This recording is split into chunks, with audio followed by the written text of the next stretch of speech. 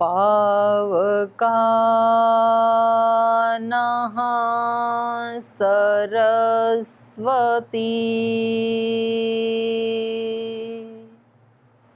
वाजिभिर्वाजिनीवती।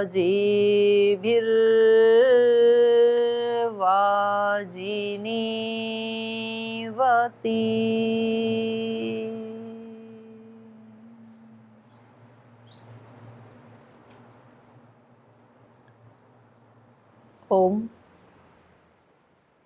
जीवन दर्शन में आप सभी को पुनः प्रणाम और आप सभी का स्वागत है। आज एक प्रश्न पूछा है देहरादून से बहन पुष्पा गोसाई जी ने कि प्रतिप्रसव योग क्या है। कई बार ये नाम सुना है लेकिन कुछ समझ में नहीं आता है प्रतिप्रसव क्या है। प्रसव कहते हैं सृष्टि को। जैसे कोई उत्पत्ति होती है तो हम कहते हैं कि आज उनके वहाँ प्रसव हुआ, किसी बच्चे का प्रसव होता है। कभी हम कहते हैं कि गाय का प्रसव हुआ, एक बछड़ा पैदा हुआ। तो प्रसव मतलब सृष्टि, उत्पत्ति। प्रतिप्रसव उससे उल्टा लीन होना, उसको प्रतिप्रसव कहते हैं। तो इस सृष्टि की रचना, इसको तो कहेंगे इसका प्रसव। और ये सृष्टि अपने कारण में लीन हो जाना, वापस उसको कहेंगे प्रतिप्रसव। यद्यपि थोड़ा सा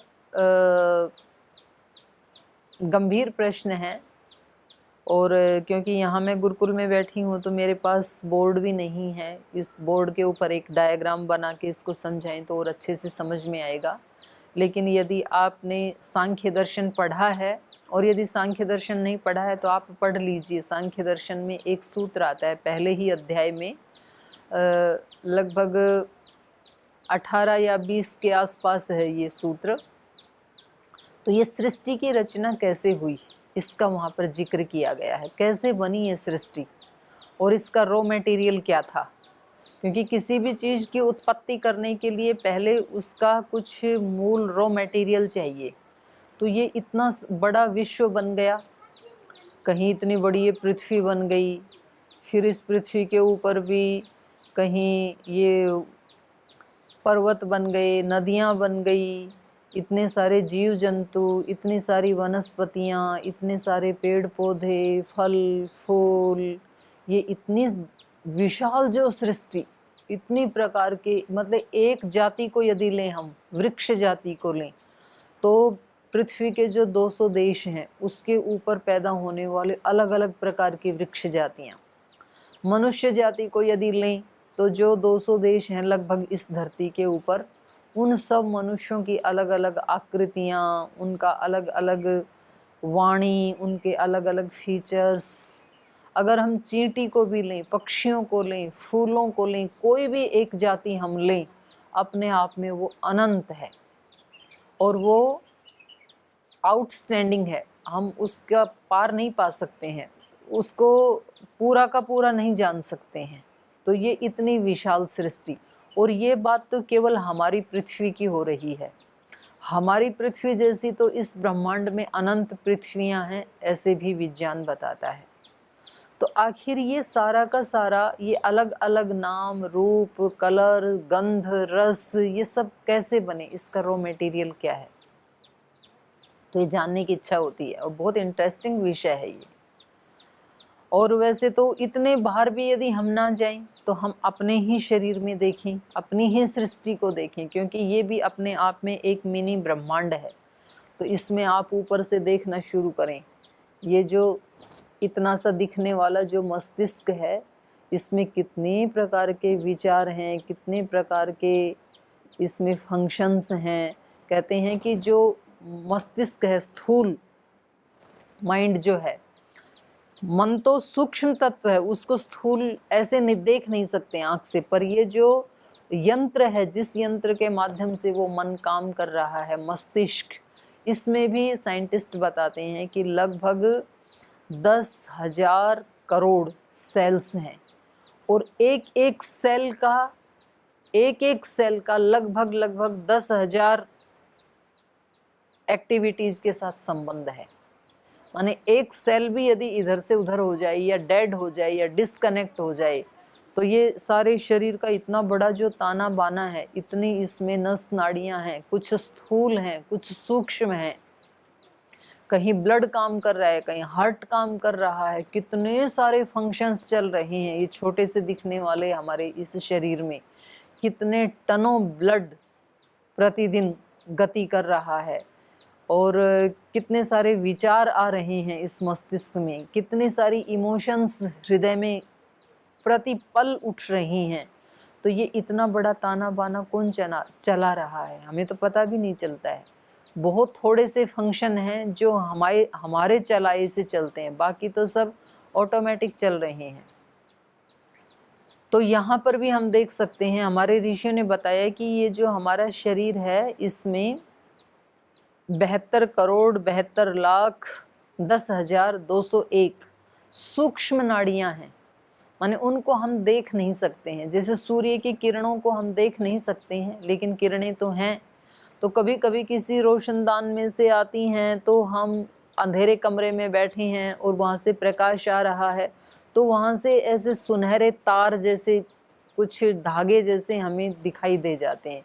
या फिर हम सूक्ष्मदर्शी यंत्र से देखते हैं तो हमें पता लगता है कि 7 कलर की इसकी रेज हैं सूर्य की, लेकिन ऐसे हम धूप में देखें तो हमें वो दिखाई नहीं देती हैं, लेकिन वो सूक्ष्म रूप में पूरे इस पृथ्वी के ऊपर छाई हुई हैं। ऐसे ही हमारे शरीर में कुछ सूक्ष्म नाड़ियाँ हैं जिनका संबंध मस्तिष्क के साथ है, मस्तिष्क उनको चलाता है और उनमें किसी से कुछ इमोशंस पैदा होते हैं, किसी से कुछ रसायन पैदा होते हैं।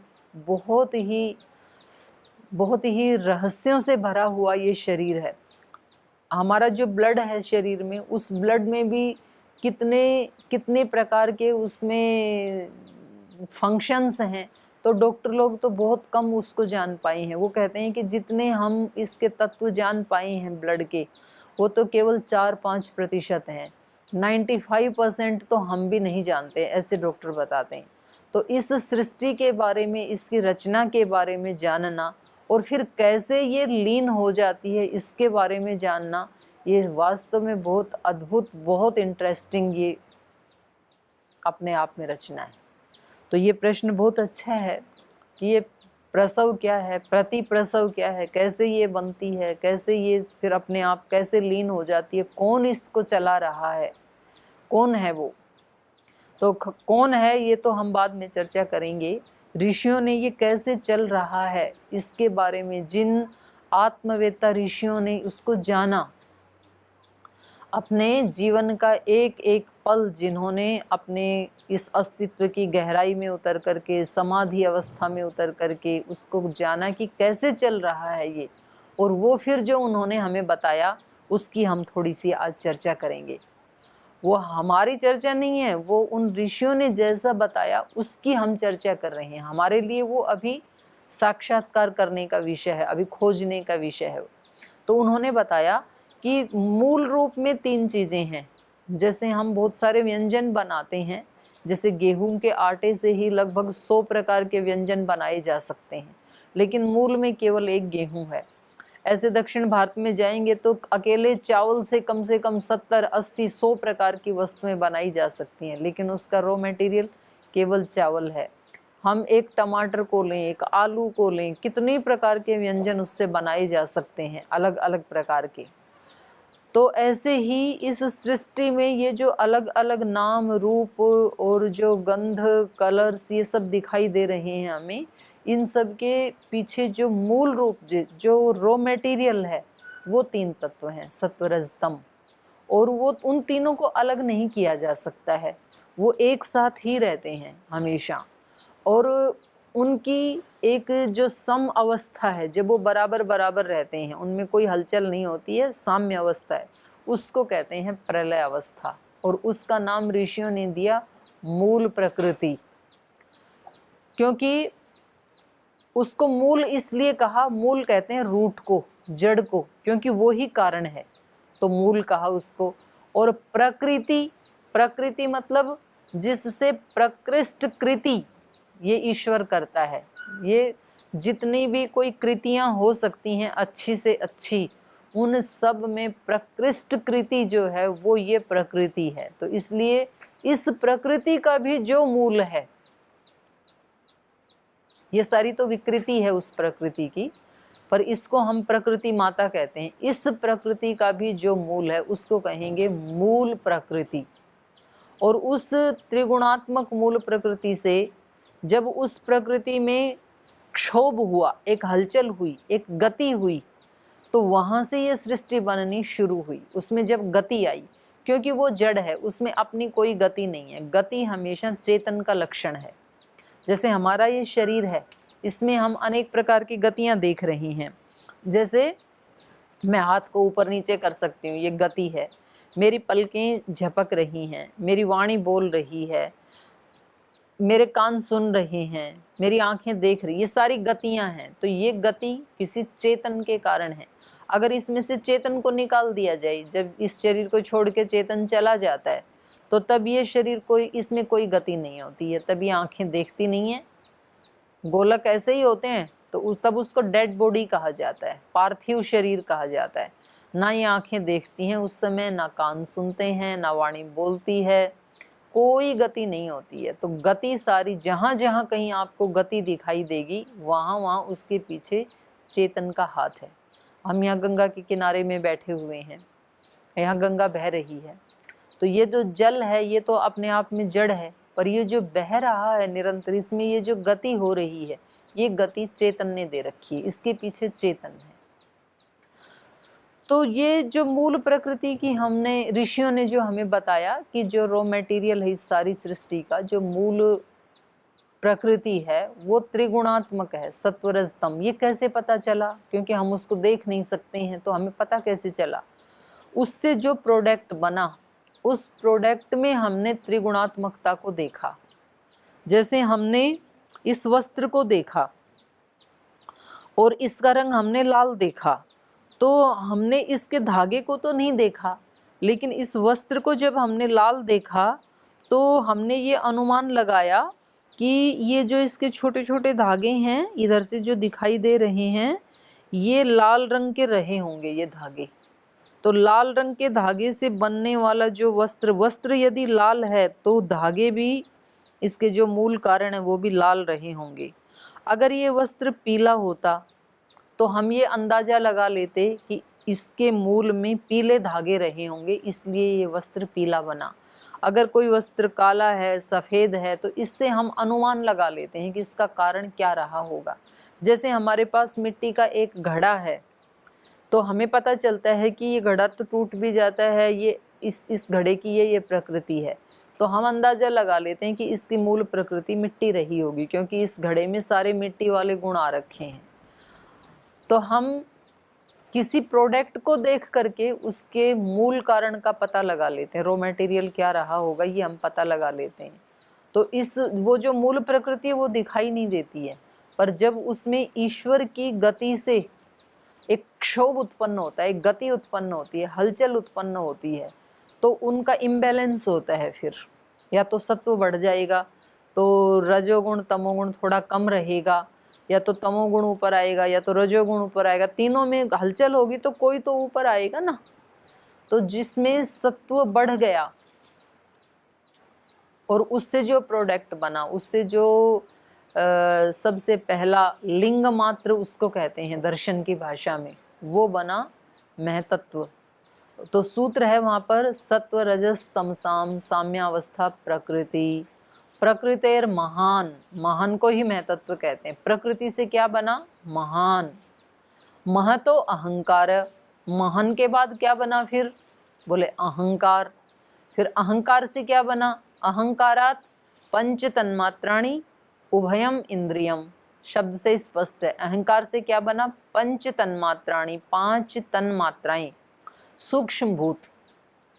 और उभयम इंद्रियम, उभयम माने दोनों प्रकार की, इंद्रियम माने इंद्रियां। इंद्रियां 2 प्रकार की हैं, ज्ञानेंद्रियां जिनसे हमें ज्ञान होता है, और कर्मेंद्रियां जिनसे हम कर्म करते हैं।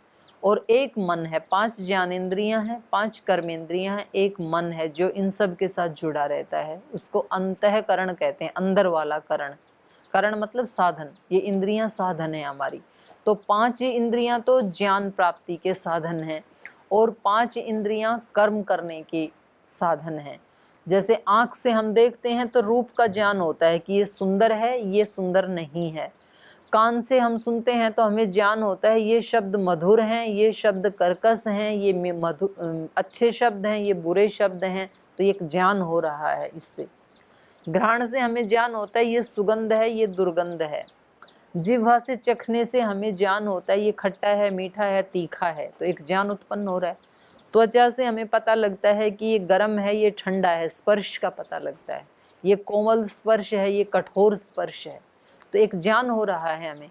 तो इसलिए इनको ज्ञानेंद्रियां कहते हैं। चक्षु, त्वक, घ्राण, श्रोत्र और जिह्वा, ये 5 ज्ञान इंद्रियां, इनसे हमें ज्ञान होता है। जितना भी ज्ञान है इन 5 के अंदर आ जाता है, किसी ना किसी इंद्रिय से उत्पन्न हुआ होगा। और 5 कर्म इंद्रियां हैं जो कर्म कर रही हैं इस शरीर में। ये भी कर्म कर रही हैं पर इनका कर्म में ज्ञान की प्रधानता है। आँख भी कर्म कर रही है, देख रही है ना, लेकिन वो उस कर्म के माध्यम से ज्ञान उत्पन्न कर रही है। लेकिन कुछ इंद्रियां ऐसी हैं जो केवल कर्म करती हैं। जैसे हाथ से हम कर्म करते हैं तो फिर मस्तिष्क हमें बताएगा ये कर्म अच्छा है या बुरा है। हाथ को नहीं पता अच्छा है या बुरा है, इससे ज्ञान नहीं होगा हाथ से, इससे कर्म हो सकता है केवल। पैर से हम काम करते हैं, गति करते हैं, आगे चलते हैं, कहीं जाते हैं, जो भी करते हैं पैर से, तो ये केवल कर्म कर सकता है। इसको पैर को ज्ञान नहीं होगा ये अच्छा है या बुरा है, वो मस्तिष्क को होगा, वो आँख को होगा देख करके ये कर्म कैसा है। तो इसको केवल कर्म इंद्रिय का हाथ, पैर और एक वाणी, ये भी बोलने का काम करती है, लेकिन माइंड बताता है ये शब्द अच्छा बोला जा रहा है, ये बुरा बोला जा रहा है, इसको नहीं पता। जिह्वा दोनों प्रकार की इंद्रिय का काम करती है, रसना का काम भी करती है, बोलने का काम भी करती है, इसलिए इसको उभय इंद्रिय भी कहते हैं। तो ये 3 हो गई कर्मेंद्रियां, हाथ, पैर, जिह्वा और 2 मलमूत्र इंद्रिय जो मलमूत्र त्याग का काम करती हैं, शरीर से सफाई करती हैं शरीर की। तो ये 5 ज्ञानेंद्रियां, 5 कर्मेंद्रियां और इन सब के साथ जुड़ा हुआ है मन। ये किससे बना? अहंकार से। और 5 तन्मात्रा, 5 स्थूल भूतानि, तन्मात्रेभ्यः, तन्मात्राओं से 5 स्थूल भूत बने, अग्नि, जल, वायु, पृथ्वी और आकाश। ये सारा जो सृष्टि का क्रम है, 5 भूतों के बाद फिर और कोई नई चीज नहीं बनी, वहां आकर के सृष्टि रुक गई। इंद्रियों के बाद, इस शरीर के बाद, इन इंद्रियों के बाद और कोई नई सृष्टि नहीं हुई। ये सृष्टि का विस्तार है, इसको कहेंगे हम प्रसव। और फिर ये लीन भी तो हो जाती है, नहीं तो अब तक तो कितने लोग, कितनी सारी जो चीजें नष्ट हो गई, कितने मनुष्य मर गए, वो सब कहाँ गए? वो सब शरीर कहाँ हैं? नहीं तो अब तक तो वो ढेर लग जाता यहाँ पे, तो वो सब कहाँ चले जाते हैं? कितने सारे वृक्ष भी नष्ट हुए होंगे, कितने मनुष्यों के शरीर नष्ट हुए होंगे, कितने पशु पक्षी प्राणियों के शरीर नष्ट हुए होंगे, वो सब कहाँ हैं? और लास्ट में जब प्रलय अवस्था आती है तो ये सारा का सारा ही दृश्य जो है ये नष्ट हो जाता है। तो ये सब कहाँ जाता है? उसको कहते हैं प्रतिप्रसव। प्रतिप्रसव मतलब वापस अपने कारण में लीन हो जाना। तो क्या हम उस प्रतिप्रसव को देख सकते हैं? अपने जीवन में देख सकते हैं। तो योग दर्शन में एक सूत्र आता है, कृतार्थम प्रतिनष्टम अपि अनष्टम तद अन्य साधारणत्वात्। ये जो दृश्य है, पहले दृश्य के बारे में बताया, वहाँ पर ये दृश्य क्या है? प्रकाश क्रिया स्थितिशीलम भूतेन्द्रियात्मकम भोग अपवर्गार्थम दृश्यम। ये जो दृश्य है ये 3 प्रकार के शील वाला है, प्रकाश क्रिया स्थिति शीलम। शील माने स्वभाव, 3 प्रकार का स्वभाव है इसका, प्रकाश का, क्रिया का और स्थिति का। प्रकाश क्रिया स्थिति शीलम। भूत इंद्रियात्मकम, देखें कैसे उसको? तो बोले 5 भूतों में देखो और 11 इंद्रियों में देखो, उसमें सब दिख जाएगा आपको।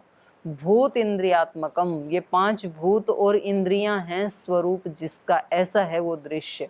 और भोग अपवर्गार्थम, उसका प्रयोजन क्या है, बनाया क्यों, शरीर क्यों बनाया और सृष्टि क्यों बनाई। तो बोले इन आत्माओं के जो पहले कर्म किए थे उनका भोग भोगवाने के लिए और आगे के लिए अपवर्ग को प्राप्त करने के लिए। भोग अपवर्गार्थम दृश्यम, ये सारा दृश्य है। इसको दृश्य इसलिए कहते हैं क्योंकि इसको देखने वाला मैं आत्मा, इसका दृष्टा हूँ। तो दृष्टा की अपेक्षा से इस प्रकृति को दृश्य भी कह देते हैं।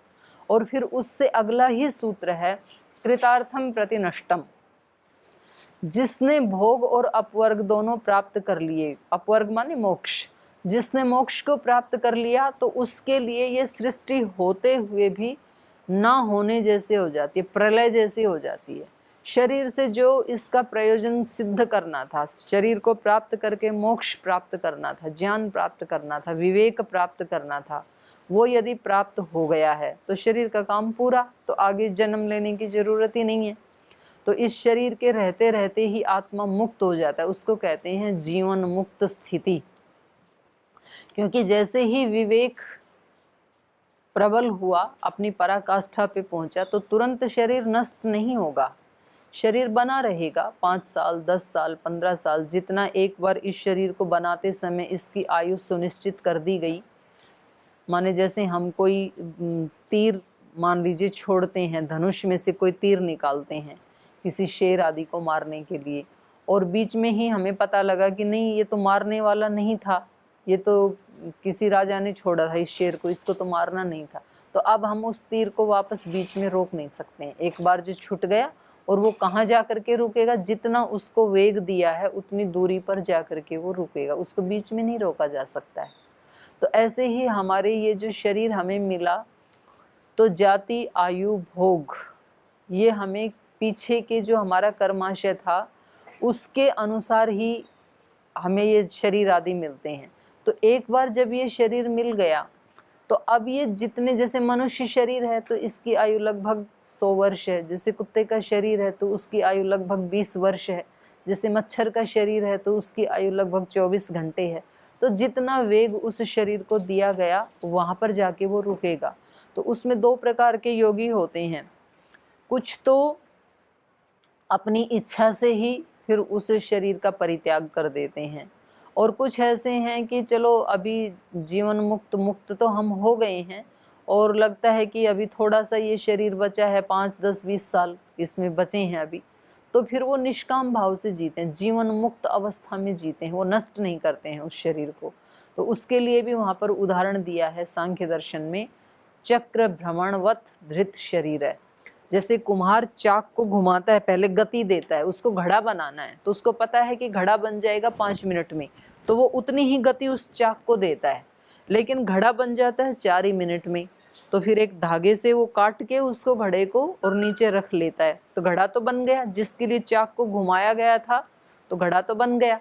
लेकिन वो तुरंत उसको चाक को रोकता नहीं है, उस चक्र को रोकता नहीं है, थोड़ी देर वो 1 मिनट ऐसे ही घूमता रहता है प्रयोजन पूरा होने के बाद भी। ऐसे ही ये शरीर तो मिला था भोग और अपवर्ग के लिए, अब उसको अपवर्ग तो मिल गया, मोक्ष तो मिल गया, तो भी वो तुरंत शरीर को नष्ट नहीं करता है, उसको थोड़ी देर ऐसे चलने देता है निष्काम भाव से। लेकिन उसके बाद उस आत्मा को दोबारा शरीर धारण करने की आवश्यकता नहीं है।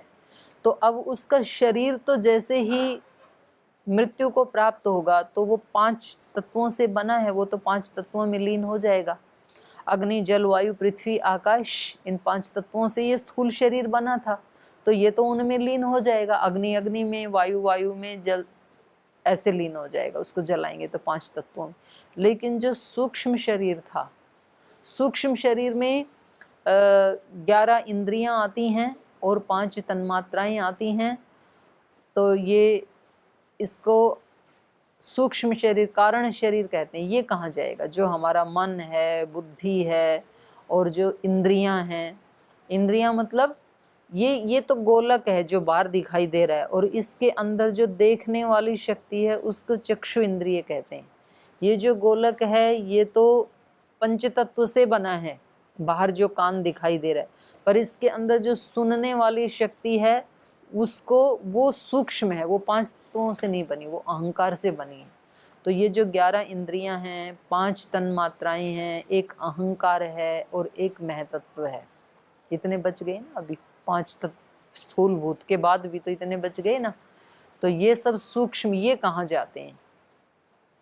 बोले ये अपने कारण में लीन होते हैं। 5 तन मात्राएं किसमें? अहंकार में लीन हो जाती हैं। जो 11 इंद्रियां हैं वो भी अहंकार में लीन हो जाती हैं। और मरते समय भी, मतलब जब तक मोक्ष प्राप्त नहीं हुआ तब तक भी क्रम यही है।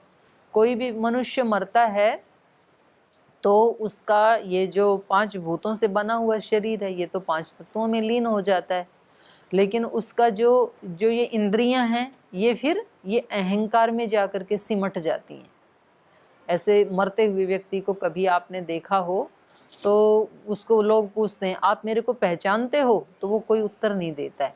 जब तक उसकी इंद्रियां अहंकार में लीन नहीं हुई तब तक तो वो नाम बता देगा कि आप फलां व्यक्ति हैं। और जब उसकी इंद्रियां, उसका मन, उसकी आंखें अहंकार में लीन हो गई तो फिर वो आपकी तरफ, उसकी आंखें भले ही खुली हों, वो बता नहीं पाएगा, बोल नहीं पाएगा, क्योंकि अब उसकी इंद्रियां खिसक गई पीछे की तरफ, वो अहंकार में लीन हो गई हैं। और अहंकार से भी फिर वो, जब तक उसको मोक्ष नहीं मिला तब तक तो इस कारण शरीर को आत्मा के साथ लेकर के वो अगले शरीर में यात्रा करता रहता है, वहाँ जाता रहेगा। आज जो हमारे पास इंद्रियां हैं ये केवल इसी जन्म में नहीं मिली हमें। आज जो हमारे पास मन है, आज जो हमारे पास बुद्धि है, ये केवल इस शरीर के साथ उत्पन्न नहीं हुए। जब सृष्टि बनी थी उस समय हमें मिला था ये कारण शरीर। तो हमारा ये स्थूल शरीर तो किसी का 10 साल, 20 साल, 50 साल पुराना है, लेकिन ये जो अंदर वाला सूक्ष्म शरीर है ये लगभग 200 करोड़ वर्ष पुराना है। जब सृष्टि बनी थी लगभग 200 करोड़ वर्ष पहले, उस समय हमें ये शरीर मिला था, सूक्ष्म शरीर, और उसी को हम लेके चल रहे हैं। और ये तब तक चलता रहेगा जब तक कि हम मोक्ष को प्राप्त ना कर लें। लेकिन जिन्होंने मोक्ष प्राप्त कर लिया उनके लिए अब ना स्थूल शरीर की आवश्यकता है, ना कारण सूक्ष्म शरीर की आवश्यकता है। तो उसका ये सूक्ष्म शरीर कहाँ जाता है? तो फिर उसके लिए बताया है कि वो जो अहंकार है वो फिर महतत्व में विलीन हो जाता है। महतत्व मतलब विराट, विशाल, उसका नाम ही महान है।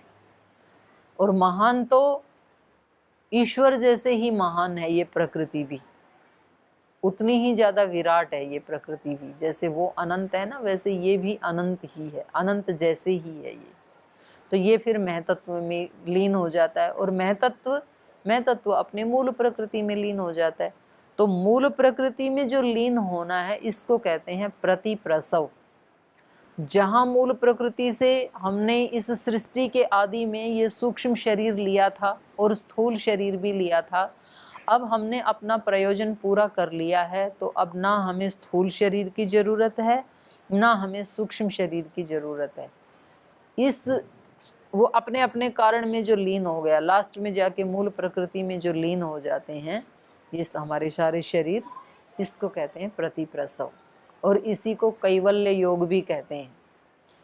तो ये सारी सृष्टि की एक बार जो महाप्रलय होती है उसमें तो सभी के शरीर प्रलय को प्राप्त हो जाते, सभी के सूक्ष्म शरीरों का प्रतिप्रसव हो जाता है। देखो 2 अवस्थाओं में प्रतिप्रसव होता है। एक तो जब महाप्रलय होती है तो हमारे सब के स्थूल शरीर भी, हमारे मतलब केवल मनुष्यों के नहीं, उसमें फिर पशु पक्षी भी आ गए, वृक्ष भी आ गए, सूर्य चांद भी आ गए, पंच महाभूत भी आ गए, और ये सागर नदियां सब कुछ आ गया जो कुछ भी दिखाई दे रहा है। तो एक तो जब महाप्रलय होती है उस समय ये स्थूल भी सब नष्ट हो जाता है, और जो हमारे सूक्ष्म शरीर हैं, इंद्रियां, बुद्धि, अहंकार, ये सब भी उस समय नष्ट हो जाते हैं सारे। लेकिन जैसे ही अगली सृष्टि होगी तो फिर हमें एक एक नया सेट बना के दे दिया जाएगा, सूक्ष्म शरीर का और स्थूल शरीर का भी।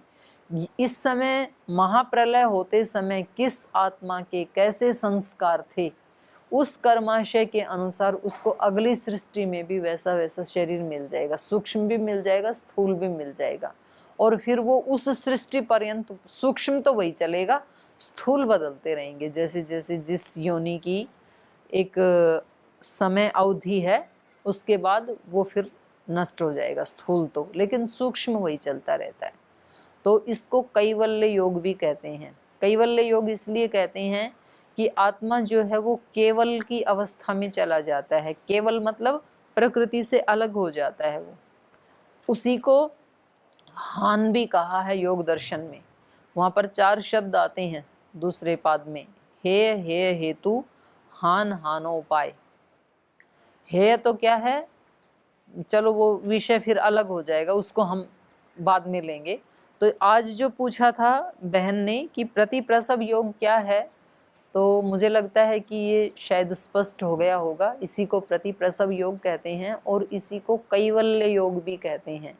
केवल का भाव माने दोनों साथ मिले हुए नहीं है, प्रकृति और पुरुष, आत्मा और प्रकृति। इस समय इस अवस्था में तो हम मिले हुए हैं जो हम जीवन जी रहे हैं, लेकिन मोक्ष में दोनों अलग अलग हो जाते हैं, केवल के भाव में रहते हैं, इसलिए उसको कैवल्य योग भी कहते हैं। तो एक ये प्रश्न हो गया।